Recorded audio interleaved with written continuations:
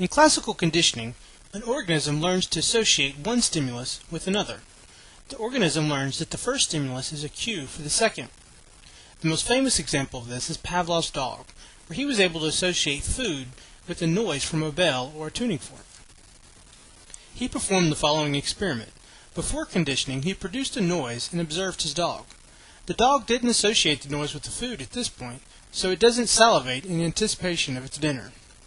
Next, each time he fed the dog for a week, he would first produce a noise from the bell and then give the dog some food. This caused the dog to salivate. Now he tested without the food, and he found that simply striking the bell was enough to signal to the dog that it was time to eat. The noise from the bell was enough to cause the dog to begin salivating in anticipation of dinner. The dog had successfully associated the ringing of the bell as a signal that food would soon be produced. In this example, salivating is an unconditioned response. This is a behavior that dogs normally produce when they're given the unconditioned stimulus, which in this case is the food. The conditioned stimulus is the ringing of the bell, which dogs don't normally associate with the food and doesn't normally cause them to salivate. However, after many pairings of the unconditioned and conditioned stimuli, the two become associated with each other, and now the conditioned stimulus can produce a conditioned response. There are a few caveats to this. The first is that the conditioned stimulus must precede the unconditioned stimulus. In other words, the bell must be rung before the presentation of the food. This is necessary for the dog to see the bell as a predictor that food is coming. Second, the two stimuli must occur relatively close together in time. If the bell is rung an hour before dinner, then the dog will do a number of other things in between and will not form the association. Third, the two must be paired consistently. If you ring the bell sometimes and not others, then the bell does not make a good predictor and the association is less likely to be learned. This tutorial will show you how to build a very simple form of Pavlov's dog. Let's begin by creating a new project.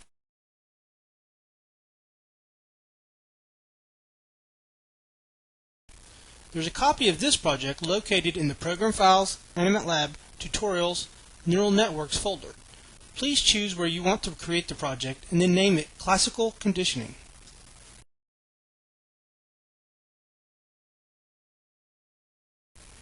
Let's begin by adding a new organism and then open its behavioral editor.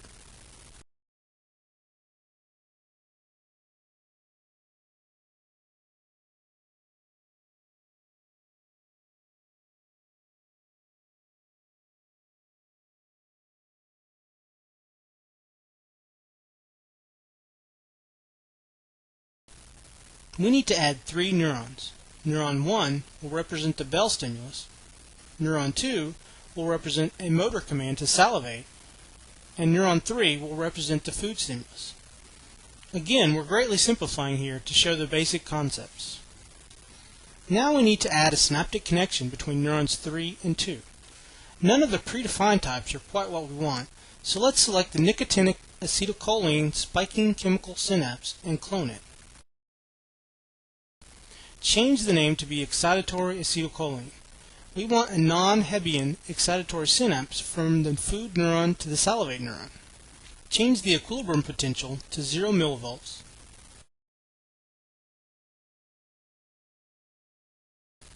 The synaptic conductance to 2 microsiemens. Relative to facilitation to 1.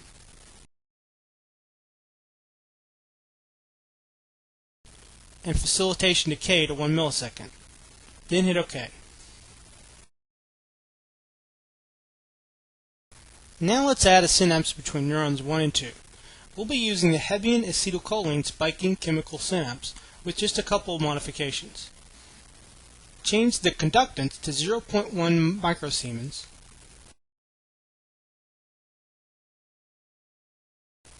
The learning increment to 0.5. And the time window to 70 milliseconds. Then hit OK. We also need to make a few small changes to our neurons. Go to neuron 1 and change the initial threshold to negative 57 millivolts. This will make it much easier for this neuron to pass threshold and begin firing. Then set the after hyperpolarization conductance to 5 microsiemens and the after hyperpolarization decay time to 10 milliseconds. Now select Neuron 2 and set its after hyperpolarization conductance to 1.5 microsiemens. After we've done that, we need to make a line chart so we can see the membrane voltage of our neurons.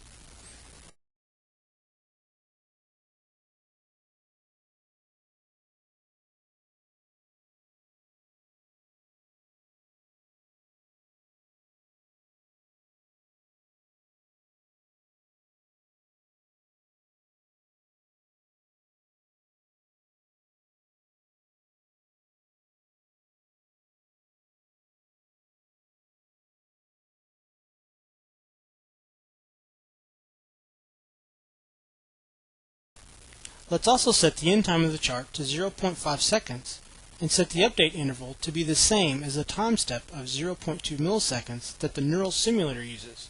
This will allow us to see the spikes of the neurons. Finally, we need to add some stimuli. Add a tonic current to neuron 3.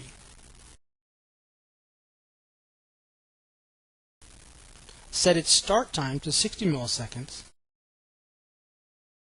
end time to 70 milliseconds, and the current to 30 nanoamps.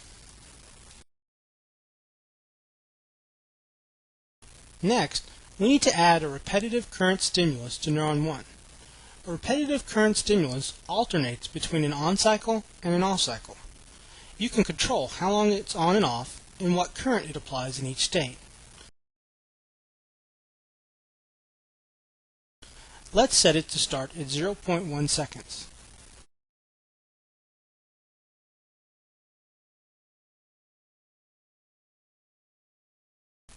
Set the off-cycle duration to be 98 milliseconds and the on-cycle duration to be 2 milliseconds. Leave the on current to be 10 nanoamps and the off current to be 0 nanoamps. This will produce a 2 millisecond current injection at 10 Hz. Now let's run the simulation.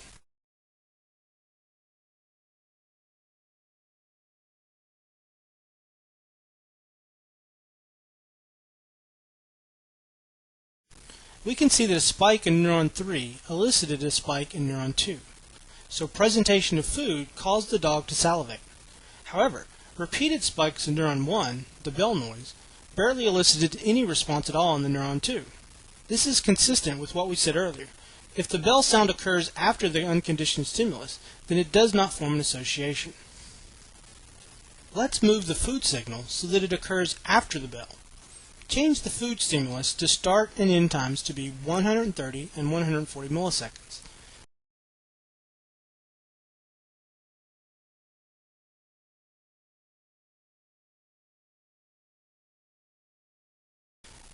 Then rerun the simulation.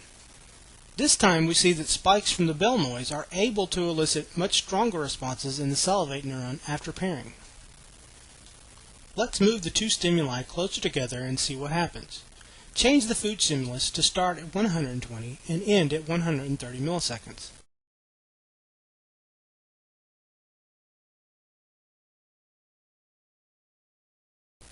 Then rerun the simulation. Again, we get an even stronger response from the bell noise. Now let's move it just a bit closer by changing the food stimulus to start at 110 and end at 120 milliseconds.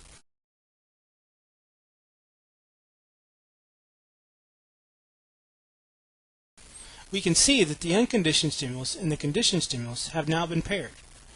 Just hearing the noise from the bell is enough to trigger the salivate neuron. As I mentioned before, this is an overly simplified model of what really happens. Amongst the many unrealistic aspects of this particular experiment is that one-shot learning occurs. It only takes one close pairing of unconditioned and conditioned stimuli to fully train the system, whereas in most real systems, many training sessions are required.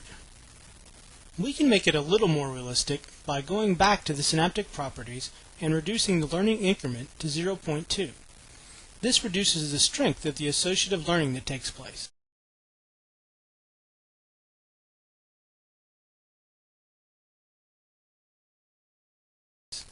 When we run it, we can see that just pairing the two stimuli together once is no longer enough to form an association.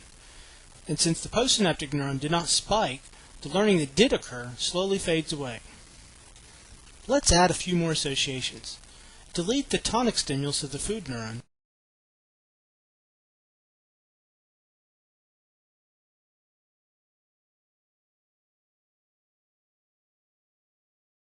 and add a new repetitive current stimulus for this neuron.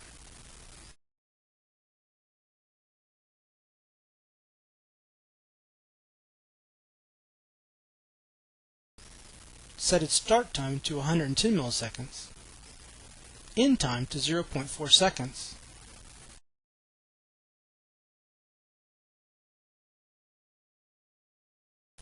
cycle on duration to 10 milliseconds, cycle off duration to 90 milliseconds, and the cycle on current to 30 nanoamps.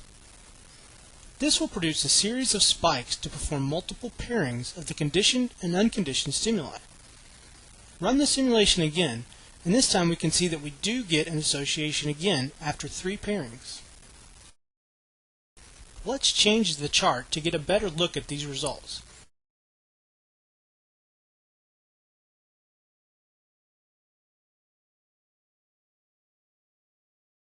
Set the end time to be 2.5 seconds. We're now collecting a lot of data at a sampling rate of 0.2 milliseconds. To handle that data for this longer time period, we need to increase the number of data points we're keeping to 15,000. We also need to increase the frequency of updating the chart to 100 milliseconds instead of 500 milliseconds. Run the simulation again, and you see that the association remains strong for the entire time period. As long as the unconditioned stimulus continues to elicit spikes in the postsynaptic neuron, the association will remain strong. But how can the association be unlearned? To do this, we need to have the presynaptic neuron spike with no corresponding spike in the postsynaptic neuron. To do this, we'll add a tonic current stimulus to neuron 2.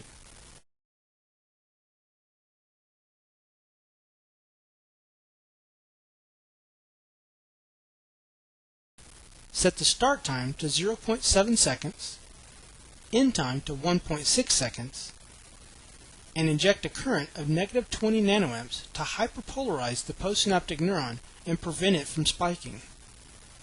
Run the simulation, and this time you can see that after the pairing is disrupted for a time period, the synaptic connection weakens so that neuron 1 is no longer strong enough to cause neuron 2 to fire, and you can see the EPSPs caused by neuron 1 to taper off as you watch the remainder of the chart. This tutorial has demonstrated how you can implement a very simplified version of classical conditioning using AnimatLab.